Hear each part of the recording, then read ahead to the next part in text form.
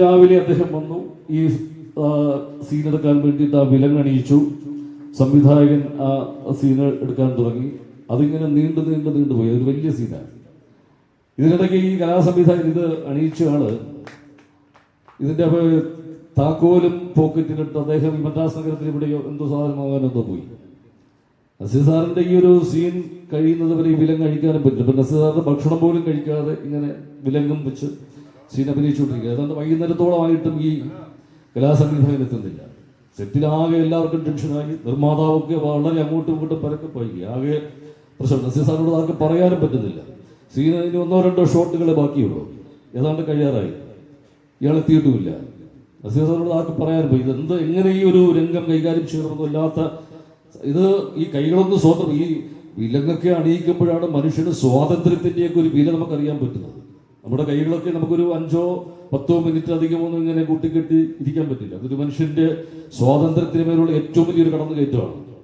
Naseer sir ഇതും വെച്ച് ഇങ്ങനെ ഈ സീനൊക്കെ അപ്പൊ ഇടയ്ക്ക് ഭക്ഷണമൊക്കെ കഴിക്കാൻ പോകുമ്പോൾ സാർ പറയും, ഇത് വേണ്ട, നമുക്ക് സീൻ മുഴുവൻ പൂർത്തിയാക്കിയിട്ട് മതി എന്നൊക്കെ പറഞ്ഞ് വൈകുന്നേരമായിട്ട് ഈ മനുഷ്യനെ കാണുന്നില്ല. ആ സീൻ തീർന്നു. അപ്പോഴാണ് ആരോ നസീർ സാറിനോട് പോയിട്ട് ഇങ്ങനെ ഈ ഒരു വിവരം പറയും. ഇങ്ങനെ ഇതിന്റെ നമ്മളൊക്കെ സാധാരണ മനുഷ്യരാണെങ്കിൽ അവിടെ പൊട്ടിത്തെറിക്കും. പക്ഷേ നസീർ സാർ വളരെ അക്ഷോഭ്യനായി അദ്ദേഹം വരട്ടെ എന്ന് പറഞ്ഞിട്ട് ഒരു കാറിൽ കയറി അദ്ദേഹം വീട്ടിലേക്ക് പോയി.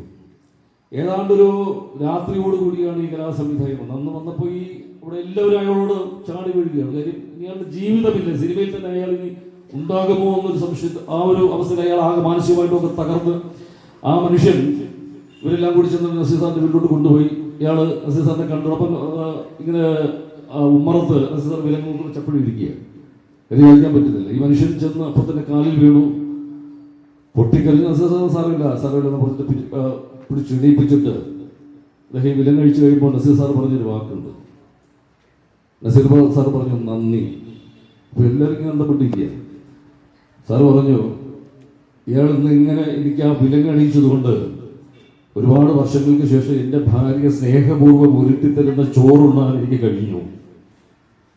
ഉരുട്ടി ഭാര്യ നൽകിയ ചോറിനെ കുറിച്ച് പറഞ്ഞ ആ രംഗം വളരെ നിസ്സാരമായിട്ട് ഹാൻഡിൽ ചെയ്തു. അതൊരു വലിയ ഒരു നന്മയുടെ ഒരു മഹാ മനസ്സിന്റെ ഒരു പ്രകടനമായിരുന്നു. അതാണ് നസീർ സാർ. അതിനകത്തൊരു കൃത്രിമത്വമൊന്നുമില്ല. അത് സാർ അങ്ങനെയാണ്. ഇത് അദ്ദേഹത്തെ അടുത്തറിയുന്നവർ മുഴുവൻ പറയുന്നതാണ്. അതുകൊണ്ടാണ് ഇങ്ങനെ ഒരു കലാകാരൻ, ഇങ്ങനെ ഒരു മനുഷ്യൻ ഇവിടെ മലയാള സിനിമയിൽ ഉണ്ടായിരുന്നു എന്ന് നമ്മൾ പറഞ്ഞാൽ ഒരുപക്ഷെ വരും തലമുറ അത് വിശ്വസിച്ചേക്കില്ല. അത്രയേറെ അവിസ്മരണീയമായ ഒരു ജീവിതമായിരുന്നു ഒരു കലാകാരന്റെ. അങ്ങനെ ഏറ്റവും വലിയൊരു മഹത്വം തുടിക്കുന്നു. അതാണ് നസീർ സാർ. നസീർ സാറിനെ കുറിച്ച് ചില ക്യാമറാമാൻമാരൊക്കെ പറയുന്നുണ്ട്, മലയാളികളുടെ മനസ്സിലുള്ള ഒരു സൗന്ദര്യ സങ്കല്പത്തിന്റെ ഏറ്റവും വലിയൊരു പൂർണ്ണതയാണ് നസീർ സാർ എന്ന് പറയുന്നത്. നമ്മുടെ ഒരു സൗന്ദര്യ സങ്കല്പം, ഒരു നായകന്റെയൊക്കെ ആ സങ്കല്പമൊക്കെ പിന്നീട് ഒരു പക്ഷെ മാറിയിട്ടുണ്ടാവും. പക്ഷെ അന്ന് ഒരു കാലഘട്ടത്തെ മുഴുവൻ ത്രസിപ്പിച്ചിരുന്ന ഒരു സൗന്ദര്യത്തിന്റെയൊക്കെ ഒരു പ്രതിരൂപമായിരുന്നു നസീർ സാർ.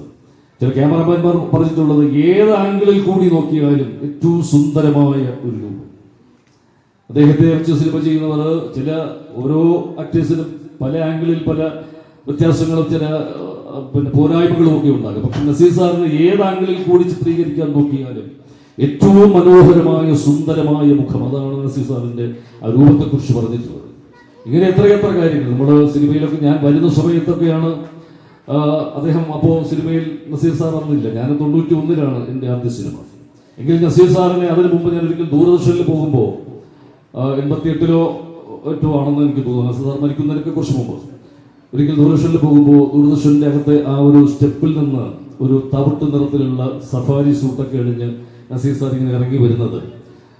അപ്പൊ ഈ സ്ക്രീനിൽ വല്ലാതെ വിസ്മയിച്ച് അത്ഭുതത്തോടെ ആരാധനയോടെ ഇങ്ങനെ നോക്കിക്കണ്ട രൂപത്തിൽ അന്നാണ് ഞാൻ നേരിട്ട് ആദ്യമായിട്ട് കാണുന്നത്. അപ്പൊ അദ്ദേഹം ഇങ്ങനെ ഇറങ്ങി വന്നു. ഞാൻ വളരെ ഒരു ധൈര്യം സംഭരിച്ചിട്ട് ഞാൻ അദ്ദേഹത്തോട് പറഞ്ഞു, ഞാൻ പ്രേംകുമാർ എന്ന് ഞാൻ അദ്ദേഹത്തോട് പറഞ്ഞപ്പോൾ നസീർ സാർ ചിരിച്ചുകൊണ്ട്, ഞാൻ പ്രേം നസീർ എന്ന് പറഞ്ഞ ആ ഒരു മനോഹരമായ ഒരു മുഹൂർത്തം, അദ്ദേഹത്തിന്റെ ശബ്ദം, അത് ഇന്നും എൻ്റെ കാതുകളിൽ ഏറ്റവും നന്നായി അതിങ്ങനെ മുഴങ്ങി നിൽക്കുകയാണ്. അങ്ങനെയുള്ള ഒന്ന് നേരിട്ട് സംസാരിക്കാൻ, അതിൻ്റെ ശബ്ദം കേൾക്കാനുള്ള ഒരു ഭാഗ്യം അങ്ങനെ ഒരു അവസരത്തിൽ മാത്രമേ എനിക്ക് ഉണ്ടായിട്ടുള്ളൂ. അദ്ദേഹത്തോടൊപ്പം ഒന്നും പ്രവർത്തിക്കാനുള്ള ഒരു ഭാഗ്യം സിദ്ധിക്കാതെ പോയി. ഇതിന്റെ നിരാശ കൂടി ഈ അവസരത്തിൽ പങ്കുവെച്ചുകൊണ്ട് ഇനിയും ഈ വിശിഷ്ട വ്യക്തിത്വങ്ങൾ ഇവിടെ